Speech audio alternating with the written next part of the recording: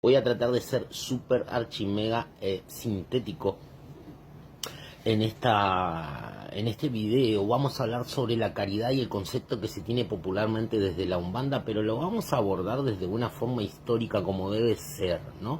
Porque cuando hablamos de fundamentos siempre nos remitimos al chusmerío ese, pensando que la Umbanda nace desde un platillo volador. De ahí es creado el país serio como un ser mitológico, le llega una entidad que también es mitológica, entonces les da un montón de fundamentos que el país serio junto a sus allegados, que también son seres mitológicos, anotan en una especie de papiro así medio viejo, en una lengua media extraña que solamente puede descifrar el país Johnny y el Valorillá Santiago de no sé dónde.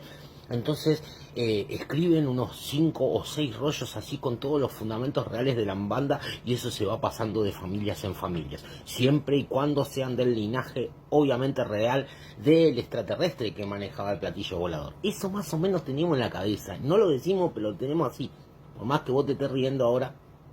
Se tiene una cuestión así, ¿no? Que parece que hay que viajar a Brasil y contactarnos con ciertas familias que eran descendientes directos del país serio para que nos expliquen de qué se trata la Umbanda. Y es mucho más simple. Lo que se tiene que hacer es estudiar de forma real. Pero ante ese gran desafío no queremos seguir pensando en los platillos voladores y en los extraterrestres.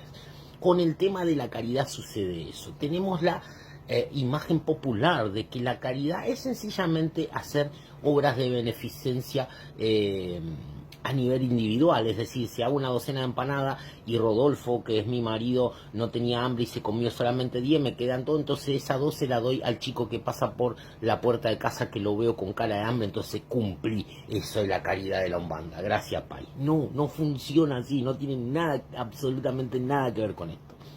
Vámonos al 1908, Brasil, Río de Janeiro. Primero, el país serio era un individuo que era mestizo, es decir, una mezcla, no era afro, era mestizo, pata nativa, pata europea, por eso es Fernandinho, nombre del padre, Fernandinho Costa, de Moraes, sí, nombre, apellido de la madre. Entonces era una mezcla. El país serio nace, sus ciudades de San Gonzalo, allá por el siglo XV. San Gonzalo, una ciudad costera a la vera de la playa, cerquita del Río de Janeiro, dentro, perteneciente al estado del Río de Janeiro. Era una ciudad que en esa época de 40.000 habitantes tenía 28.000 nativos, ¿sí? Indígenas, o mal llamados indígenas. Entonces tenemos que entender un contexto. ¿Qué tendrá que ver todo esto? Sí, bueno, cuando hablamos del siglo XX, 1908, nace la Umbanda. Ok, tenemos que echar un vistazo, Johnny, un vistazo al contexto de Río de Janeiro. Ni hablar al macro contexto, a lo que era el Brasil, independencia, caída de la monarquía, caída de la República Vieja, nacimiento de la República Nueva, primeras elecciones. Hay muchas cosas para estudiar y para ir entendiendo qué es la Umbanda. Cuando el país serio es incorporado y deja escrito en sus documentos correspondientes, que van al Ministerio de Culto y así sucesivamente, sobre que la Umbanda era la incorporación del espíritu para la práctica de la caridad, debemos entender algo. 1908, fines del siglo XIX y principios del siglo XX, ocurría algo en la ciudad de Río de Janeiro. Venía de la fiebre amarilla, siglo XV, XVI, XVII y XVIII, y siglo XVIII aparece en Europa y luego viene a América a través de los barcos, obviamente, el cólera, que era una gran epidemia, muy temida, por cierto, en América por la condición sanitaria, puntualmente de Río de Janeiro, aunque esta estaba en plena institucionalización allá desde el 40 para principios del siglo XX. Estaba en una reforma, en una cuestión de urbanizar, de arreglar las fachadas de las calles, de ensanchar las calles, de tapar todos los espacios de agua servida y un montón de cuestiones, pero aún así golpea muy fuerte a Río de Janeiro en esa época. La cuestión que uno de los hospitales más fuertes, que es Nuestra Señora de la Misericordia, era el hospital más grande de Río de Janeiro era sostenido con la beneficencia y la caridad de los altos grupos sociales, es decir, los descendientes de la corte, los familiares, aquellos burgueses europeos e incluso todos los terratenientes conservadores o de distintos espacios políticos, mayormente los conservadores o republicanos que eran afines a la monarquía.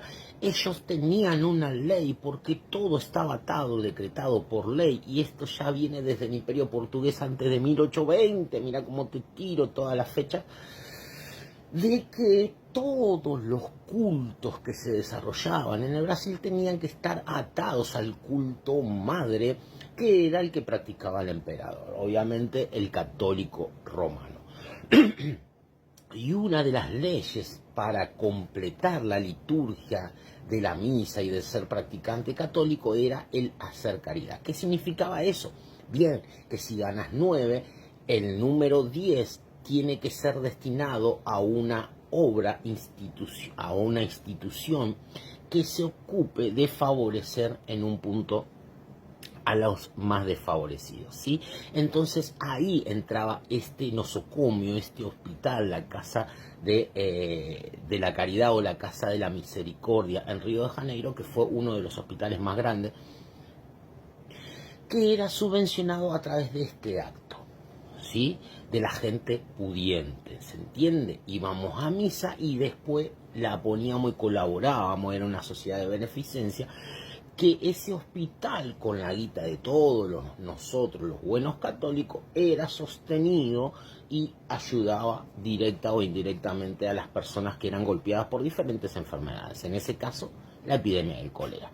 Ahora pensemos por un momento que el Paiselio diga algo así en la capilla Nuestra Señora de la Piedad. Es decir, lo que está diciendo el Paiselio en ese contexto siglo XX, el nacimiento del siglo XX, 1908, es: miren que la práctica de la Umbanda,